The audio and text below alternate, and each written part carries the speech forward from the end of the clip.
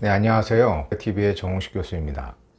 만일 한국 당사자가 외국 당사자를 상대로 국제소송을 제기하려면 어느 국가의 법원으로 가야 할까요? 원고인 한국 당사자가 소재한 한국 법원일까요? 아니면 피고인 외국 당사자가 소재한 외국 법원일까요? 아님 제3국가의 법원일까요? 어디로 가야 한국 당사자에게 유리한 재판 결과를 얻을 수 있을까요? 오늘은 이러한 질문에 대해 설명해 보려고 합니다. 우선 예전에 올린 국제 분쟁의 해결 방식들은 뭐가 있는데 라는 영상부터 시청하시면 이해가 더 빠를 것으로 봅니다. 자, 그럼 가볼까요?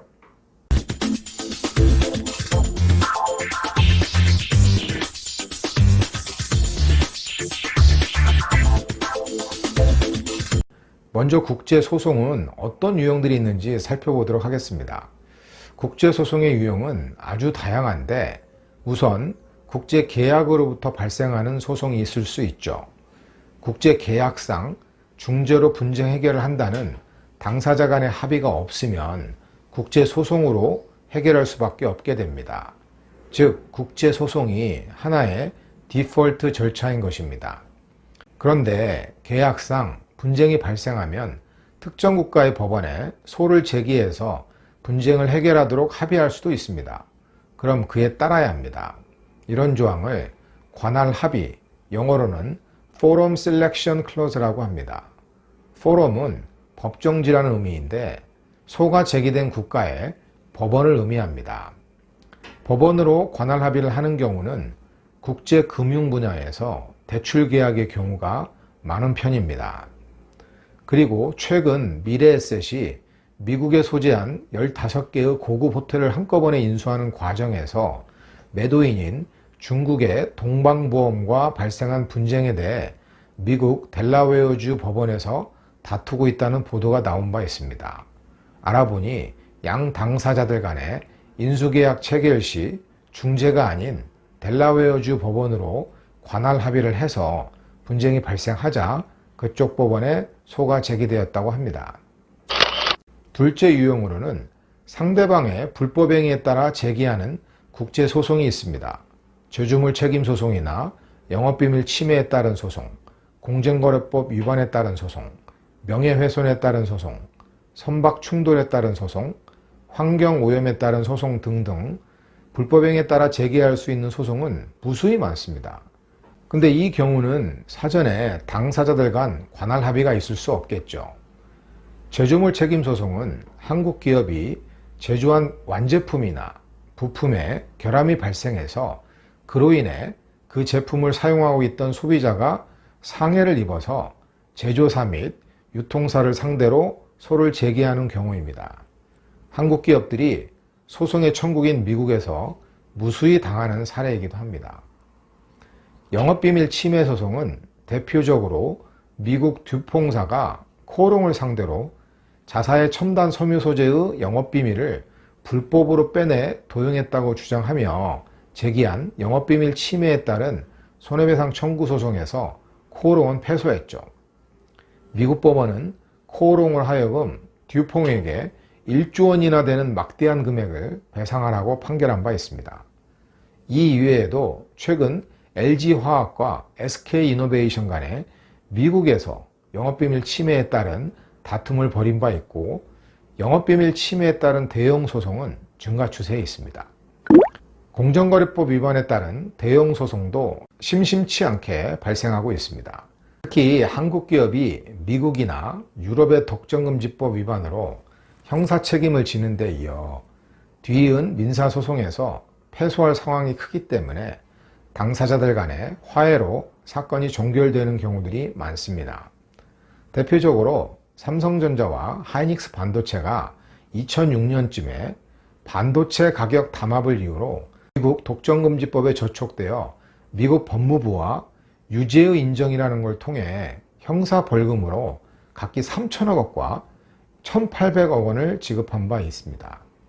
그리고 뒤이은 여러 주 정부들과 컴퓨터 제조업체들이 두 회사를 상대로 제기한 민사소송에서 삼성과 하이닉스는 막대한 합의금을 지급하기로 합의하면서 화해로 종결한 경우가 있습니다. 미국 독점금지법 위반에 따른 민사소송에서는 피고가 원고 손해액의 3배를 배상하도록 해야 할 뿐만 아니라 원고의 법률 비용까지 다 물어주어야 하기 때문에 합의를 하지 않고는 배길 수가 없습니다. 반도체 사건뿐만 아니라 디스플레이 가격 담합, 항공료 가격 담합을 이유로 미국이나 유럽에서 큰 사건들이 있기도 했습니다. 이렇듯 불법행위에 따른 국제소송은 아주 다양할 뿐만 아니라 대형 사건도 상당히 많습니다. 세 번째 국제소송 유형으로는 저작권이나 상표권 및 특허권이라는 지식재산권의 침해에 따라 제기할 수 있는 국제소송이 있습니다.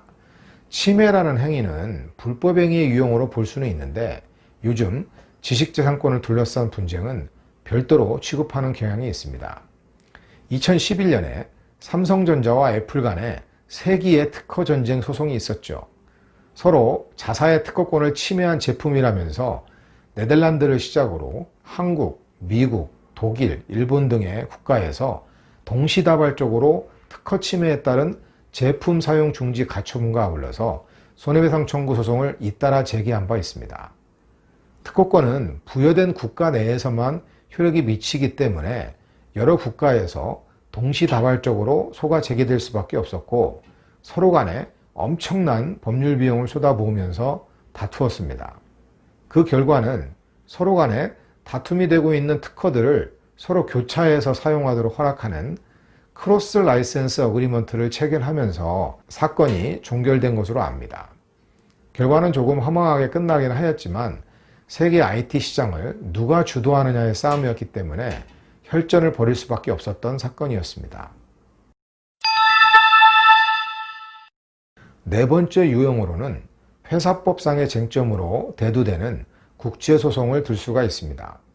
한국 기업들이 해외 프로젝트를 공동으로 추진하기 위해 종종 외국의 특수목적법인을 설립합니다. 특수목적법인이 운용되는 과정에서 소수주주가 이사나 감사의 책임을 묻기 위해 제기하는 소송이 있을 수 있고 주주들 간의 책임을 묻는 소송이 있을 수 있습니다.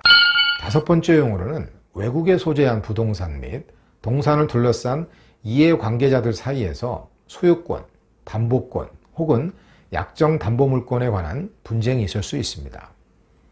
여섯 번째 유형으로는 이혼 및 상속 분쟁에 따른 국제소송을 들 수 있습니다. 국제결혼의 사례는 계속 늘어나고 있고 그에 비례해 국제이혼 사건도 늘어가는 추세입니다. 예전에는 한국 여성이 외국 남성과 혼인하였으나 외국 남편이 처자식을 돌보지 아니하고 유기하여 그에 따라 이혼을 청구하는 사례가 많았던 것 같습니다. 근데 요즘에는 그러한 이혼 사건들 뿐만 아니라 한국 남성이 동아시아 국가에서 사고를 치고 나서 현지처의 자녀가 친자 확인 소송을 제기하는 경우도 발생하는 것 같습니다.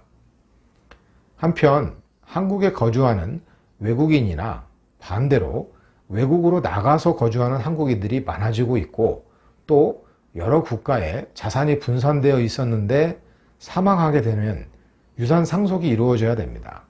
그 과정에서 상속인들 사이에 분쟁이 발생하기도 합니다. 이렇듯 국제소송의 유형은 오늘 설명한 유형들 이외에도 아주 많습니다. 대형 국제소송에서는 대개 한국 기업들이 외국 법원에 피소되는 경우들을 소개했는데 그럼 한국 당사자가 국제소송을 제기하려면 어느 국가의 법원으로 가야 할까요?